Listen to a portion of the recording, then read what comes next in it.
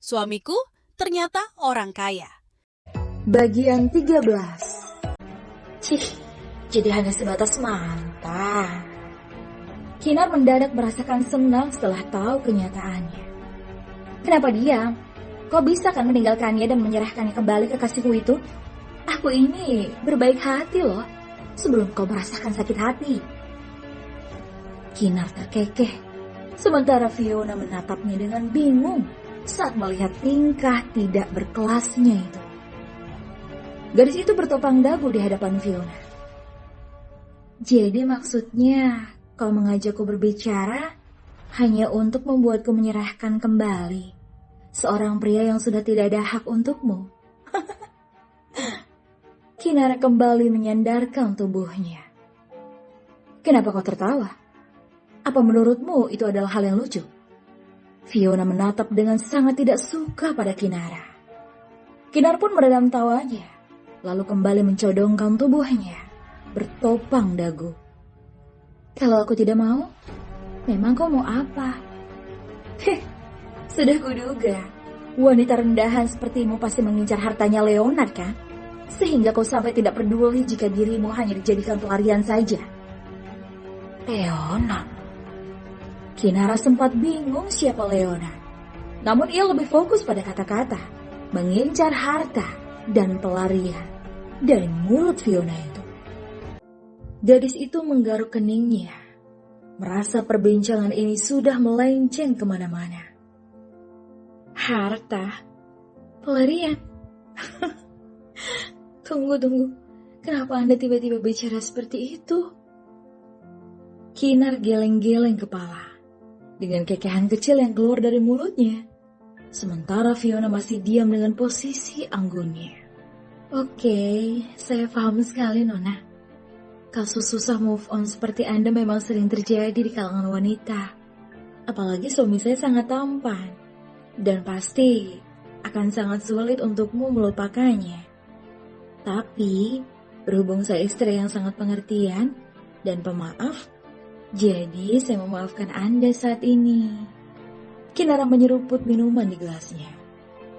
Aku tidak butuh maaf darimu. Aku tidak peduli dengan itu. Yang kuinginkan, kau harus tinggalkan Leonard. Karena kau tidak sebanding dengannya. Nada Fiona mulai menekan. Kinar pun melepaskan sedotan di mulutnya. Kenapa kau menyebut nama Leonard terus-menerus sih? Siapa Leonard? Aku tidak mengenalnya. Kau tidak mengenal Leonard? Apa kau sedang pura-pura bodoh? Aku bukan pura-pura bodoh. Aku benar-benar tidak kenal Leonard. Karena nama suamiku itu Tara, bukan Leonard.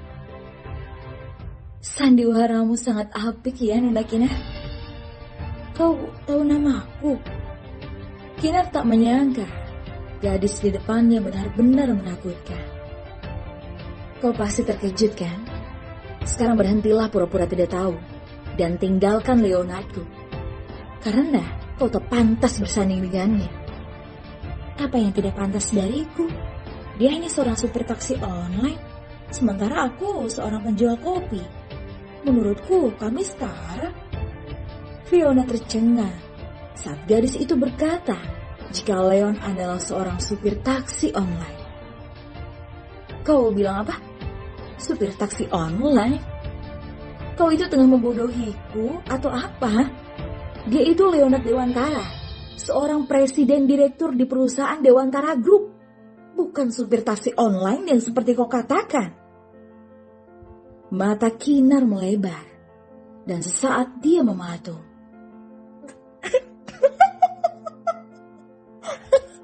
Sembari menepuk-nepuk meja, Kinara membuat Fiona merasa malu melihat tingkahnya. Benar-benar Anda itu sudah tidak waras. Fiona geleng-geleng kepala, lalu kembali menyandar sembari menyilangkan kedua tangannya di depan dada. Kasihan sekali ya, saking tidak bisa melupakannya, Anda malah justru mempermalukan diri Anda sendiri dengan cara seperti ini. Menemuiku untuk bicara, memintaku untuk meninggalkannya. Dan sekarang, kau bilang apa? Mas Taraku adalah Leonard Dewantara. Astaga, perutku sampai kaku. Kau tidak percaya? Jelas tidak lah. Memang aku hidup dalam dunia fantasi. Ini bukan drama televisi, Nona. Mana ada orang kaya mengaku sebagai orang miskin. Jika Anda gila, tolong jangan bawa saya ya. Fiona sudah mengepalkan tangannya gerak. Ia pun meraih segelas air mineral di dekatnya, lalu menyiram wajah Kinara. Kinara menjerit saat segelas air sudah menyiram wajahnya. Kini gadis itu pun sudah berdiri dan mencengkram baju Kinara dengan kasar. Dengarkan aku baik-baik, gadis rendahan. Aku bicara baik-baik padamu ya. Tinggalkan Leona. Tinggalkan dia. Pekikan Fiona membuat beberapa pengunjung mengamati mereka. Aku tidak mau. Kirana membalas tatapan tajam gadis di hadapannya. Dan tidak akan pernah mau. Dia suamiku, Nona. Dia bukan suamimu. Kalian hanya dikasiri, kan? Mau dikasiri atau apapun, dia tetap suamiku. Pria yang paling aku cintai. Gadis jalang ini, hendaknya dia meluncurkan sebuah tamparan di wajah. Kinar secepat mungkin menahan hal itu dengan tangannya, lalu mendorong gadis itu kembali duduk di kursinya. Kinar pun beranjak, lalu meraih secari tisu di hadapannya, guna mengusap wajahnya yang basah secara pelan. Aku seharusnya tidak meladenimu dari awal, Nona. Karena Anda aku jadi rugi. Seharusnya di jam segini sudah hampir tiba jam makan siang, di mana di jam-jam ini warungku akan ramai pelanggan. Namun karena Anda, aku jadi melewatkan rezekiku ini. Kinar berjalan mendekati Fiona yang sudah duduk di bangkunya, lalu sedikit mencondongkan tubuh. Sebaiknya Anda tidak perlu mengusikku, Nona. Karena aku bukan wanita lemah yang akan mudah melepaskan suamiku begitu saja. Terlebih-lebih dengan wanita sepertimu. Kinar kembali beranjak lalu berjalan meninggalkan gadis yang tengah mentertawai dirinya sendiri. Merasa geram, sekaligus tidak percaya jika gadis itu berani melawannya. Aku tidak akan menyerah, Kinar. Kita lihat, apa kau masih bisa berkata angkuh setelah berhadapan dengan Tuan Baskara? Cih, aku rasa kau yang akan terdepak dengan sendirinya. Kau lihat saja nanti. Fiona mengepalkan tangannya kuat. Di sisi lain, Kinar yang sudah berada di luar menghela nafas. Ia sedikit kesal akibat siraman air tadi, sehingga membuat bajunya sedikit basah. Seharusnya aku tadi menamparnya, atau paling tidak menjambak rambutnya. Benar-benar mengesalkan. Kinar menghentakkan kakinya dan berjalan di sana. Di sisi lain, Leonard baru saja tiba di kantornya. Sang sekretaris pun berlari kecil mengimbangi langkahnya berjalan di belakang Leon. Ia ingin bertanya dengan kondisinya, namun urung. Terlihat jelas dari aura yang terpancar bahwa dia sudah baik-baik saja. Sepertinya Nona Kinar benar-benar merawat tuan muda dengan baik. Ivan terus melangkahkan kakinya sampai terhenti di depan lift. Dan segera masuk sesaat setelah pintu lift itu terbuka. Bagaimana kondisi di rumah utama? Tanya Leon di sebuah bilik yang sudah tertutup rapat itu. Karena sudah lebih dari 1 bulan ini dia tidak pulang ke rumah utama. Baik, Tuan. Namun Pak Rudi selalu menanyakan Anda.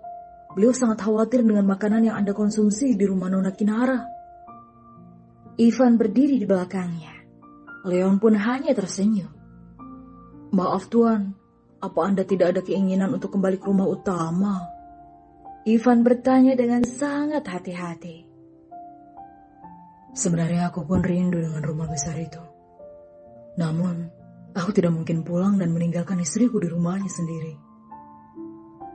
Pandangan Leon kosong menatap lurus ke depan, sembari memikirkan sesuatu yang entah apa. Sementara itu pria di belakangnya masih diam saja mendengarkan ucapan sang presidir tersebut. Ivan.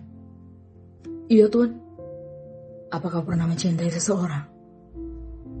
Ivan mengerutkan keningnya. Ia tak bisa menjawab. Ivan Pranata. Saya, Tuan. Kalau masalah mencintai seseorang, tentu saya pernah. Apa kau pernah menjalin suatu hubungan sebelum ini? Kini nada bicara Leon sudah berubah formal. Dia menoleh ke belakang. Iya tuan, dulu saat saya masih kuliah. Ini kali pertamanya Ivan mengatakan masalah pribadinya di depan sang tuan muda. Bagaimana caramu menyatakan perasaanmu padanya dulu? Kenapa Anda menanyakan hal seperti itu sih tuan? Ivan ragu bercerita. Ayo katakan. Leon kini berpindah posisi ke sebelah Ivan, karena ia ingin tahu seperti apa menyatakan perasaan pada seorang wanita versi Ivan. Belum sempat Ivan menjawab, pintu lift sudah terbuka, sehingga membuat mereka memutuskan pembicaraannya. Sementara di depan mereka ada beberapa orang yang tengah berdiri di depan pintu, membungkuk sesaat selama Leon dan sekretarisnya melintas. Setelah itu mereka pun masuk ke dalam lift.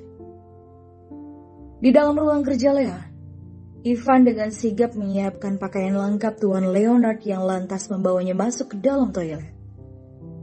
Setelah selesai, Ivan pun membantu membasahkan jasnya. Kini tampilan sempurna sang pemimpin Dewantara Group sudah terpantul di cermin panjang di hadapannya, membuat senyum tipis tersungging di bibirnya. Ivan, iya tuan, hari ini ada berapa orang yang melakukan interview? Leon masih fokus menatap bayangannya sendiri di depan cermin. Sekitar 80 orang lebih tuan. Lumayan juga ya. Cari yang paling berkompeten untuk mengisi beberapa divisi yang kosong, terutama pengganti Hendrik. Aku tidak mau terjadi masalah seperti waktu itu. Leon berjalan mendekati meja kerjanya. Baik tuan. Dan satu lagi. Leon menoleh sebelum sampai pada mejanya. Kasih tahu bagian personal ya. Jika ada calon karyawan bernama Gani, terima saja. Ucap Leon tanpa memikirkannya. Tunggu, Anda kenal salah satu dari para pelamar itu, tuan? Dia kakak sepupu dari istriku. Jadi terima saja. Cari pekerjaan yang cocok untuknya. Ucap Leon yang sudah mulai membuka-buka berkas. Sementara, Ivan hanya mengiyakan. Setelah meeting berdua selama beberapa menit, Ivan pun keluar guna mengecek para calon karyawan baru dan menyampaikan pesan dari Tuan Leonard ke bagian personalia. Dan tidak hanya itu, karena Leon meminta pria bernama Gani untuk diterima bekerja di kantor ini, ia pun mengecek langsung CV-nya. Sangat teliti dia membaca CV dari pria bernama Gani itu, hingga sedikit gelengan kepala membuatnya terlihat frustasi. Apa-apaan ini? Tuan muda menginginkan pria seburuk ini untuk diterima di perusahaan berkelas seperti Dewantara Group. Ivan menggerakkan dasinya. Bagaimana Tuan Ivan? Tanya salah seorang perwakilan dari bagian personal ya. Nilainya anjlok sekali. Belum lagi pengalamannya juga tidak ada. Itu yang membuat saya bingung Tuan. Sementara yang lebih berkompeten di sini banyak. Ucap Zefri. Bersambung.